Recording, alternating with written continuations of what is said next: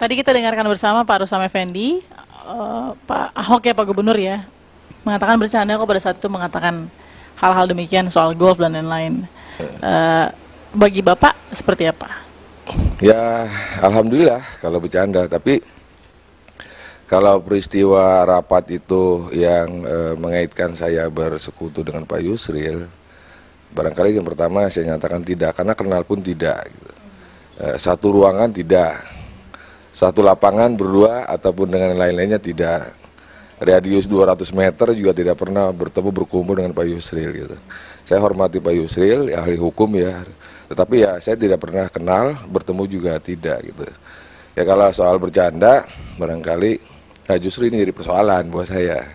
Kan semua orang yang ada di ruangan itu mentertawakan kan, mentertawakan candanya Pak Gubernur. Pada saat rapat itu ada rapat di dalam rapat kan, dalam rapat. Dan kemudian itu disiarkan kan di media semua. Pada jam 5 itu disiarkan di media itu. Kalau bercanda berarti saya diolok-olok dong. Jangan diolok-olok lah. Gitu. Jadi secara psikologis itu agak mengganggu Pak Rustam. Karena awalnya kan memang Pak Guru sudah marah sama saya gara-gara banjir yang saya bilang rob gitu. Padahal saya udah minta maaf ya kalau memang salah informasi itu. Tapi ya itulah kemampuan yang ada pada saya untuk menjelaskan bahwa kondisi khususnya di Gunung Sahari seperti itu gitu.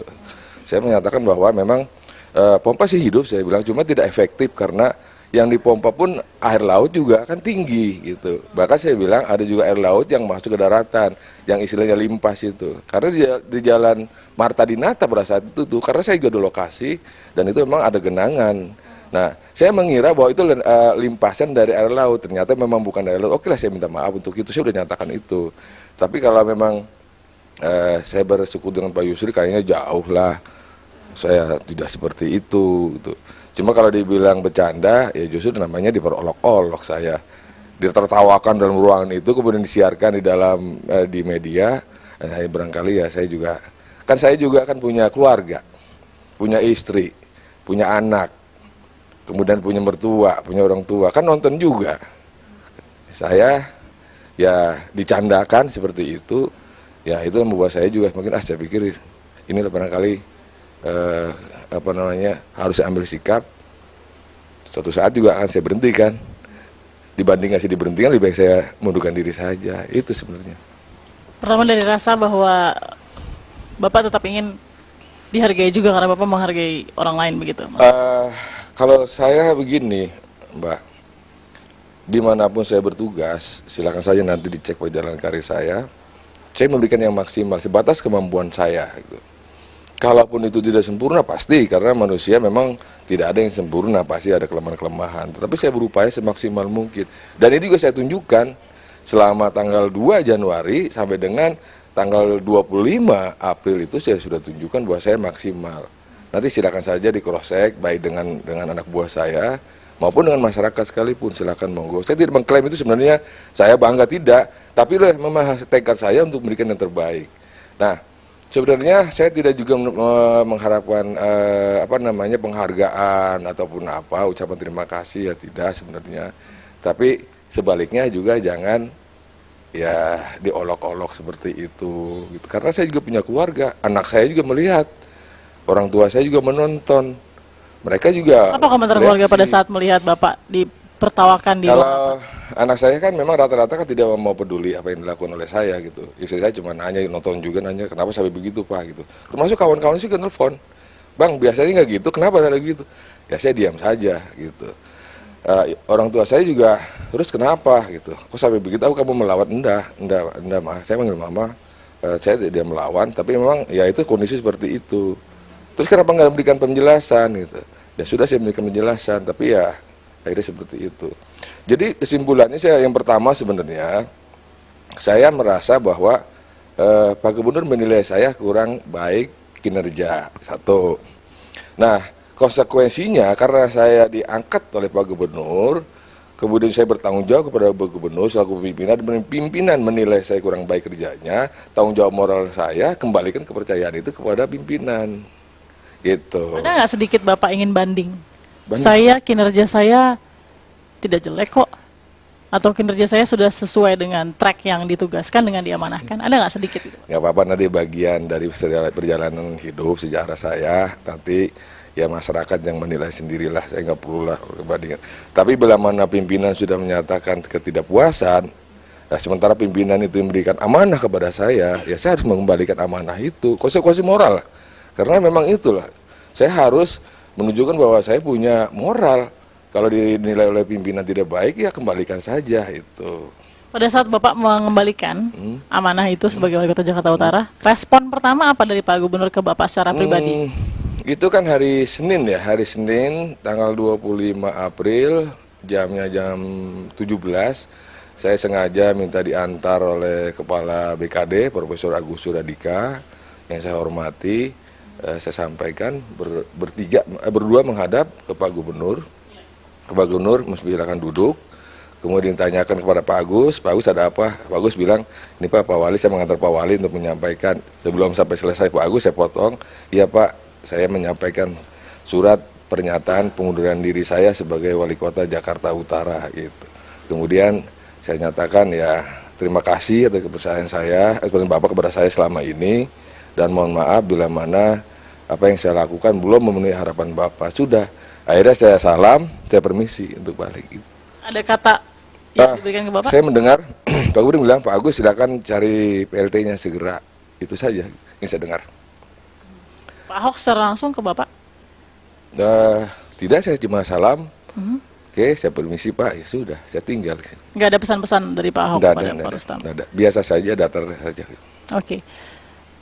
Bapak menanggapi ini kan juga cukup tenang, makin hari makin tenang begitu ya, makin lega begitu ya. Tapi kita juga sempat melihat bagaimana transisi Bapak pada saat itu mungkin masih dalam proses ya Pak. Proses pengunduran diri kan tidak mudah, apalagi dengan karir 35 tahun Pak.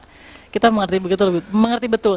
Yang kita sempat lihat itu Bapak sempat curhat ya Pak ya ke itu di Facebook? Ya. Ya. Ke Pak Wagub juga sempat curhat ya. Pak Wagub. Oh tidak, ke Facebook saja curhatnya. Facebook Pak Wagub udah. Di Facebook curhat sudah sempat. Nah, itu kan dibaca oleh orang banyak. Oh iya. Cukup tegas dan jelas lah apa yang Bapak sampaikan di situ. Tapi sebenarnya kalau yang kita lihat sekarang nih Pak, katanya Pak Rustam juga sempat curhat ke Pak Jarod. Benar nggak nih Pak? Saya tidak secara khusus ya barangkali, secara khusus untuk curhat Pak Jarod. Cuma kan memang Pak Jarod sering ketemu saya pada saat pelaksanaan tugas ya. Pak Jarod sering juga ke Jakarta Utara gitu. Nah ya Pak Jarod menanyakan tentang rencana penertiban itu. Awalnya. Okay. Nah menurut saya Pak ini harus hati-hati terutama di Pasar Ikan karena kondisinya berbeda dengan di Kalijodo. Kalau Kalijodo karena dukungan luar biasa, tapi Pasar Ikan penolakannya juga luar biasa sebaliknya, makanya saya bilang hati-hati. Itu saja yang saya curhatnya ke Pak Jarod gitu. Jadi lebih kepada pekerjaan pada satu sama Pak Jarod ya. Nah, tapi kalau yang di Facebook Pak, nanti kita lihat bareng-bareng nih kalau bisa ya. Tapi sesaat lagi Pak ya, saya ingin dengar maksud Bapak apa sih curhat di Facebook. Sesaat lagi ya Pak, tetap bersama kami. Kalau penilaian pribadi kalau menurut saya masih oke lah, gitu kan. Itu kan relatif. Jadi ada ukuran-ukurannya lah, ya. Ukuran-ukuran supaya jelas gitu ya. Ya, kita kan tidak bisa mendorong minta anak buah supaya bekerja sempurna semuanya beres seketika ada bisa. Pasti kan ada kelemahan ya. Itu dengan kelemahan-kelemahan seperti itu itu pilot temannya. Jadi tidak bisa kerja itu secara sendiri. Kerja itu melalui dengan tim. Ya, dengan tim, gitu kan ya. Dengan kerjasama dengan teman-teman yang lain, teamwork yang penting. Itu kata Pak Wagub, Pak Jarod yang mengatakan kinerja Anda baik, Pak Rustam. Ya alhamdulillah kalau Pak Wagub menyatakan saya baik, tapi saya kembalikan sajalah. Karena saya tidak berhak menilai diri saya biar orang lain. Pimpinan yang penting saya sudah berupaya secara maksimal melaksanakan petugas yang dibebankan kepada saya. Kalau ada pimpinan, Pak Wagub, kemudian yang lainnya termasuk masyarakat menilai ya alhamdulillah bagian dari catatan hidup saya, alhamdulillah. Koreksi Pak Rustam sendiri atas kinerja Bapak apa Pak? Pada saat itu kalau bisa, kalau saya bisa lebih baik dalam hal ini mungkin tidak akan terjadi apa Pak mungkin yang... Enggak, persoalan adalah pemilihan prioritas barangkali ya. Karena terus terang saja, saya kan tidak juga diam, saya juga tidak berpangku tangan gitu. Silakan saja dicek. Sejak saya tugaskan Jakarta Utara, ya terus bekerja maksimal. Mulai dari penanganan banjir itu pertama saya hadapi di Jakarta Utara banjir pada Februari 2015 dan saya upayakan. Sebenarnya saya ingin banyak lagi berbuat Jakarta Utara, tetapi ya boleh buatlah kalau sudah kepercayaan sudah tidak dari pimpinan, barangkali inilah saatnya saya mengundurkan diri dari jabatan itu karena menurut saya nama baik lebih berarti kok dibandingkan segalanya gitu. Pak, tapi ini kritikan juga Pak ya, pada saat Bapak sudah memutuskan untuk mundur, Bapak curhat di Facebook, curhat di mungkin Twitter ya, atau di media online, terus ada yang juga anggapan bahwa Bapak nih mundur kok curhat kayaknya jadi mengeluh gini ya, jadi seperti ngeluh gitu ya. Ya sudah, kalau memang merasa kinerja tidak baik ya sudah gitu. Ada yang seperti itu, bagaimana Bapak menanggapinya? Sebenarnya pada saat saya membuat tulisan yang dibilang curhat itu, yang berjudul dengan saya beri judul ya, bekerja dengan hati suatu ironi, itu belum saya putuskan untuk mundur loh sebenarnya. Kenapa tapi pilih bekerja dengan hati suatu ironi? Artinya begini loh, saya sudah secara maksimal melaksanakan tugas gitu ya. Saya berharap juga, bukan berharap ya, memang namanya bawahan kan ditepuk oleh pimpinan, bagus kerjamu ya, terima kasih. Itu sebenarnya luar biasa, walaupun sebenarnya kalau tidak ada itu juga oke, nggak masalah. Tapi bila mana sudah dipermalukan di muka umum, dituduh bersekongkol dengan seseorang yang tidak benar, barangkali ya terusik juga loh rasa kemanusiaan saya, terusik juga hati saya gitu. Ini curhatan Bapak di Facebook ya Pak, langsung komennya banyak sekali Pak ya? Ya, kebetulan memang setelah saya lempar saya nggak baca lagi tuh. Silakan saja, saya nggak baca lagi seperti apa. Ya, saya lempar begitu saja gitu. Dan itu belum saya putuskan untuk mundur, tapi saya lihat perkembangan terus berita-berita, kemudian juga komen-komen itu kayaknya ini kayaknya memang sudah nggak kondusif. Saya juga kayaknya memang sudah tidak bagus lagi kerja. Ya sudah, saya putuskan saja, saya mundur. Itu putusannya itu pada hari Minggu pagi loh. Karena saya malam juga sempat sholat istihoroh, karena di Sabtu kan curhat tuh. Ada curhat di Facebook, malam saya sholat istihoroh, paginya oke, kayaknya saya harus mundur. Jadi dalam 1 tahun menjabat, pertama kali dievaluasi dalam rapat dan Bapak langsung mundur? Sebenarnya kalau evaluasi sudah beberapa kali? Bukan, kalau dievaluasi secara khusus barangkali dan tidak disiarkan dan juga tidak diberitakan, katakanlah dicanda-canda seperti itu, oke-oke saja. Tapi kalau disiarkan seperti itu, saya lagi-lagi bahwa saya bukan sendiri hidup, ada istri saya, ada anak saya yang melihat, ada orang tua saya, ada saudara-saudara saya, adik-adik saya yang membaca itu. Saya pikir, sudahlah kalau begitu. Baik. Sesaat lagi Pak Rustam, kita akan dengarkan. Tadi Bapak kan bilang saya sebenarnya masih punya banyak cita-cita untuk Jakarta Utara. Penggusuran sebentar lagi terjadi di beberapa tempat kan? Penertiban, relokasi juga terjadi di beberapa tempat. Saya ingin dengar dari Pak Rustam seperti apa yang diharapkan nanti kepada penggantinya akan seperti apa. Sesaat lagi tetap bersama Apa Kabar Indonesia Malam. Mas Toto. Kita sudah lihat juga Pak Rustam, ini adalah gambar pada saat penertiban Kalijodo ya Pak Rustam ya. Apa sih Pak sebenarnya yang bisa diambil hikmahnya dari sini? Terus terang saja ini salah satu pekerjaan yang buat saya bangga ya, diri saya sendiri ya. Karena ini luar biasa kalau menurut saya, walaupun memang melalui dengan pengkondisian dilakukan oleh pihak kepolisian melalui operasi pekat itu. Tetapi memang tantangannya kan luar biasa. Untungnya di sini memang dukungan masyarakat luar biasa. Jadi Bapak melihat ini Kalijodo ini salah satu kerja keras saya dan anak buah saya nih gitu ya? Saya tidak pernah mengklaim itu, tetapi rasa bangga saya bahwa lokalisasi prostitusi hilang dari Jakarta Utara. Walaupun banyak yang berdebatkan, nanti tempat lain juga oke adalah masalah lain.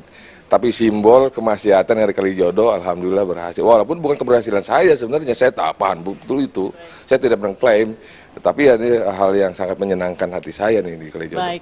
Nah, ada juga perlawanan warga Pak pada saat penertiban ini pasar ikan Pak. Apa sih Pak catatan pasar ikan ini?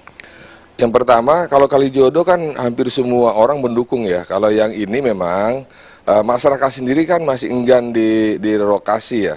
Dari 300 kakak yang baru berhasil saya relokasi itu kurang lebih 200-an ya. Masih ada 100 kepala keluarga yang menolak untuk direlokasi, dan pada saat hari H berhasil kita bujuk sehingga tinggal kurang lebih 50 kepala keluarga yang belum direlokasi masih menolak. Lagi memang harusnya ini ada semacam ya pendekatan khusus lah supaya mereka mau, karena masih ada manusia di situ loh. Nggak bisa kita langsung bongkar sekaligus, harus kita pindahkan dulu, baru kita tertibkan bangunannya. Beda kali jodoh semua sudah keluar, kemudian kita juga sudah relokasi, makanya tinggal bangunan-bangunannya saya lebih mudah. Nah di sini kayak ada tantangan, ada penentangan dari masyarakat di situ yang harus kita atasi secara baik sebenarnya. Dan ini mudah-mudahan akan clear karena di sana juga ada rumah perahu, alhamdulillah sudah beres.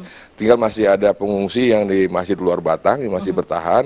Mereka memang tidak mau direlokasi atau mereka juga memang tidak punya persyaratan masuk ke rumah susun. Ini persoalan tersendiri. Tapi harus kita selesaikan kan. Mudah-mudahan ada prioritas di situ Pak ya, karena kan belum semuanya fix. Memang harus soal ya bukan lokasinya. yang tertinggal ini yang belum berhasil kita relokasi, baik yang tidak punya persyaratan maupun tidak mau, harus kita upayakan jangan berada di masjid ya seperti itu. Gitu. Ini PR sebenarnya itu. Sebenarnya PR Jakarta Utara banyak ya Pak. Waduh banyak sekali. Harapan cita-cita Bapak juga banyak, mudah-mudahan bisa diteruskan sama penggantinya. Tapi kalau boleh Bapak terakhir di kesempatan kita kali ini untuk memberikan pesan ya Pak ya. Pada saat nanti sudah digantikan kepada para pemimpin begitu Pak, yang menjadi kepala daerah, harus seperti apa sih kemudian memimpin ya, kita harus sadari bahwa Jakarta Utara itu memang daerah tujuan air loh, bukan tujuan wisata, tujuan air. Karena air dari selatan masuk semua ke utara, berarti memang harus kita perbaiki sistem tata airnya. Sistem tata airnya kita perbaiki, sungainya, tanggulnya, drainasenya, saluran penghubungnya, pompanya, tanggulnya kita beresi. Nah, saya berharap ini tuntas Jakarta Utara. Kemudian juga mengenai pemukiman kumuh. Dan juga masih berada di area-area yang tidak seharusnya, contoh kolong tol, masih banyak. Ini prioritas berikutnya. Kemudian juga yang kemarin di permasalahan Pak Gubernur, oke saya terima itu, harusnya memang kali Ancol atau long stretch yang ada di Ancol itu harusnya tembus ke pasar ikan. Tapi di situ masih ada 300 orang yang harus kita relokasi, kita pindahkan. Nah sementara harus ada ketersediaan rumah susun yang memadai, ini persoalannya gitu. Terakhir Pak, pesan untuk para pemimpin, silahkan dengan singkat saja. Paling tidak untuk teman-teman Jakarta Utara ataupun pengganti saya Jakarta Utara, pelajari betul Jakarta Utara, kenali betul Jakarta Utara, kemudian dekati masyarakat, ajaklah dialog walaupun memang tidak perlu berlama-lama untuk dialog. Nah, kemudian demikian bahwa program-program kita insya Allah akan berjalan dengan lancar. Tanpa itu akan sulit Jakarta Utara. Jakarta marilah berdialog begitu ya. Terima kasih Pak Rustam Effendi sudah memberikan waktunya di Apa Kabar Indonesia Malam. Mudah-mudahan Bapak dan keluarga terus kemudian mendapat kebaikan ya Pak ya. Amin, amin. Dan bisa dicontoh oleh teman-teman lainnya yang saat ini meneruskan nanti bagaimana tita dari Bapak. Terima kasih sudah bersama kami pemirsa di Apa Kabar Indonesia Malam. Anda bisa saksikan Kabar Malam sesaat lagi.